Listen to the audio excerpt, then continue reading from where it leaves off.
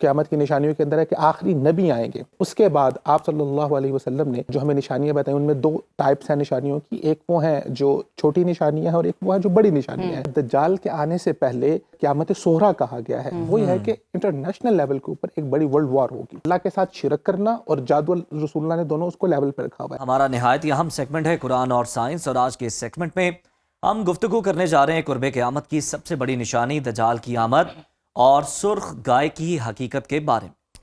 ناظرین، اسلامی تعلیمات میں دجال کو فتنہ قرار دیا گیا ہے، لیکن کیا واقعی اس کے متعلق سب کچھ ہم جانتے ہیں؟ سرخ بچڑا، ریڈ ہائفر، جو ایک پراسرار علامت کے طور پہ پیش کیا جاتا ہے، اس کا دجال کے ساتھ کیا تعلق ہے؟ اس طرح کے بہت سارے سوالات ہیں ہمارے پاس جو آج ہم جاننے کی کوشش کریں گے. اس وقت ہمارے ساتھ گیسٹ موجود ہیں معروف مذہبی اسکالر عبید الرحمان شفیق صاحب. بہت شکریہ عبید صاحب آپ کے وقت کا. سب سے پہلا سوال آپ سے یہی ہے کہ یہ جو دجال کی آمد کی حقیقت ہے، اس حوالے سے تھوڑا سا تفصیلاً ہمیں بتائیے، اور قرآن اور سنت کیا رہنمائی دیتا ہے؟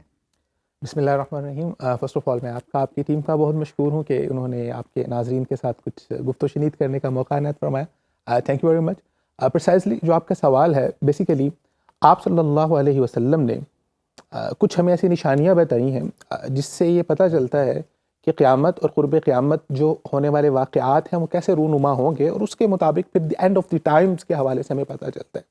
تو اصل جو بنیاد ہے، اگر ہم دیکھیں تو جو سب سے پہلی نشانی ہے قیامت کی، وہ آپ صلی اللہ علیہ وسلم کا خود آ جانا ہے. کیونکہ قیامت کی نشانیوں کے اندر ہے کہ آخری نبی آئیں گے، اور پھر اس کے بعد آپ صلی اللہ علیہ وسلم نے جو ہمیں نشانیاں بتائیں ان میں دو ٹائپس ہیں نشانیوں کی. ایک وہ ہیں جو چھوٹی نشانیاں ہیں اور ایک وہ ہے جو بڑی نشانیاں ہیں. تو جو دجال کا جو سائن ہے، یہ ان نشانیوں میں سے ہے جو قیامت کے نزدیک برپا ہوگی اور جو بڑی نشانی ہے. اس کے بارے میں رسول اللہ صلی اللہ علیہ وسلم نے فرمایا کہ دجال ایک ایسا فتنہ ہے یا ایک ایسی نشانی ہے جس کے بارے میں ہر ایک نبی نے اپنے قوم کو ڈرایا ہے، اور فرمایا کہ یہ دجالی فتنہ اتنا خطرناک فتنہ ہوگا کہ آپ صلی اللہ علیہ وسلم نے اس کے واضح سمٹمز بتا دیے ہیں. بٹ اس کے باوجود بھی فرمایا کہ 100 میں سے 99 لوگ اس کے فتنے کا شکار ہو جائیں گے. اور جو ایک واضح فتنہ اور جو واضح نشانی آپ صلی اللہ علیہ وسلم نے ہمیں بتائی وہ یہ ہے کہ وہ اس کی ایک آنکھ جو ہے وہ خراب ہوگی، اور اس کے جو ماتھا ہے اس کے اوپر کاف، فا اور را یعنی کہ کفر لکھا ہوگا یا کافر لکھا ہوا ہوگا.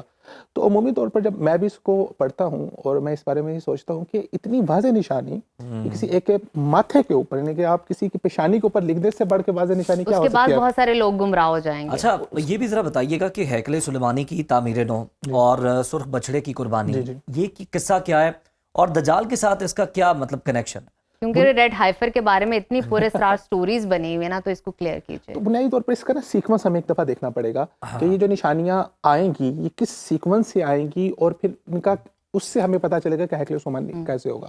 تو بیفور دیٹ کہ دجال آئے گا، دجال کے آنے سے پہلے جس کو احادیث کے اندر قیامت صغریٰ کہا گیا ہے، وہ یہ ہے کہ انٹرنیشنل لیول کے اوپر ایک بڑی ورلڈ وار ہوگی.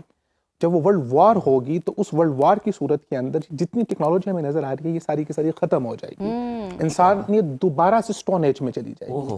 جب وہ دوبارہ سے سٹون ایج میں جائے گی، آفٹر دیٹ جو ہے امام مہدی کا ظہور ہوگا، اور امام مہدی کے ظہور کے بعد پھر حضرت عیسیٰ علیہ السلام آئیں گے. اور جب حضرت عیسیٰ علیہ السلام آئیں گے تو اس کے ساتھ ہی جو دجال ہے اس کا ظہور ہوگا. تو یہ سارے کا سارا جو واقعہ ہے، یہ ساری چیزیں جب رونما ہو رہی ہوں گی تو تمام کی تمام انسانیت، اور رسول اللہ نے فرمایا کہ اس وقت جو دین اور جو ایمان بچے گا وہ سمٹ جائے گا، اور وہ سمٹ کے ارض شام کی طرف جا رہا ہوگا. جو ارض شام، یہ والا جو جغرافیہ ہے، یہ والا جو ایریا ہے، یہ بہت امپورٹنٹ ایریا ہے. اس ایریا کے اندر کم و بیش جتنے انبیاء کا تذکرہ ہمیں ایٹ لیسٹ ملتا ہے قرآن مجید میں، ویسے تو 1 لاکھ سے زائد انبیاء ہیں، لیکن اکثر انبیاء جو ہیں وہ اسی جگہ پر آئے ہیں. اور اگر ہم انبیاء کی ہسٹری کو دیکھتے ہیں تو حضرت موسیٰ علیہ السلام اور حضرت عیسیٰ علیہ السلام اس دوران بہت سے نبی آئے، اور اللہ سبحانہ ہمارے یہاں دیکھتے ہیں Old Testament, the New Testament is انجیل، دا اولڈ ٹیسٹیمنٹ از توراہ. تو اسی طرح حضرت موسیٰ علیہ السلام کی جو لڑی تھی اور اس کے اندر سے وہاں ڈفرنٹ انبیاء آئے تھے، جن میں سے حضرت سلیمان علیہ السلام تھے. اب حضرت سلیمان علیہ السلام کو اللہ سبحانہ و تعالیٰ نے بہت ایکسٹرا آرڈنری پاورز دی ہوئی تھی. ان کے پاس پاورز کیا تھی کہ وہ ہواؤں کو کنٹرول کر سکتے تھے، وہ جانوروں کو کنٹرول کر سکتے تھے.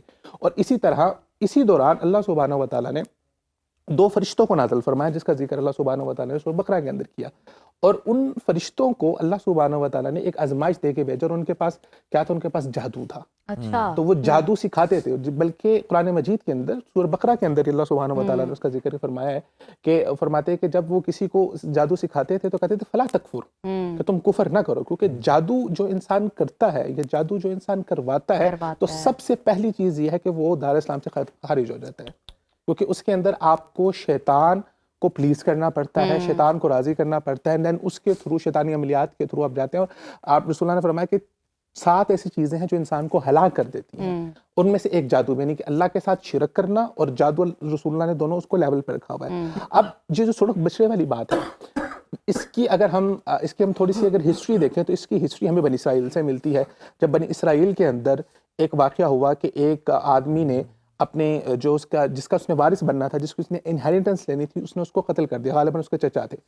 अब वाक़या रूनुमा हुआ कि बताएं कि कैसे पता चलेगा कातिल कौन है। तो अल्लाह सुब्हानहू व तआला ने कहा कि आप ऐसा करें, एक बछड़ा ज़िबा करें और बछड़े का जो है वो गोश्त लें और वो उस मुर्दे को लगाएं, एंड देन आफ्टर दैट जो है वो बोल पड़ेगा, क्योंकि अब वो जो घर वाले थे वो बछड़ा ज़िबा नहीं करना चाहते थे। तो आहिस्ता आहिस्ता उन्होंने सवाल करना शुरू कर दिए, उसकी उम्र क्या होनी चाहिए, उसका कलर क्या होना चाहिए।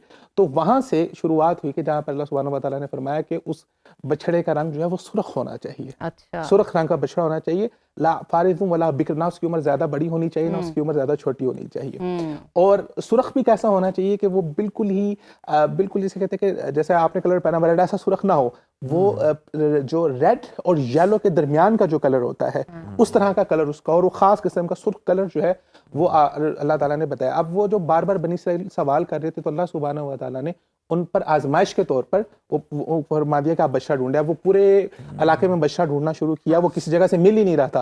आखिरकार एक बंदे के पास वो बछड़ा उनको मिला, और फिर उन्होंने उस बछड़े को सोने के अंदर तोला, और जितना सोना बनता था उन्होंने वो सोना दिया और वो बछड़ा लिया, एंड देन उसको इस हीलो हुज्जत से अपने लिए परेशानी ज़्यादा क्रिएट की। तो वहां से फिर उन्होंने उस बछड़े का गोश्त लिया, और लेने के बाद जो है फिर उन्होंने उसको लगाया और वो मुर्दा बोल पड़ा।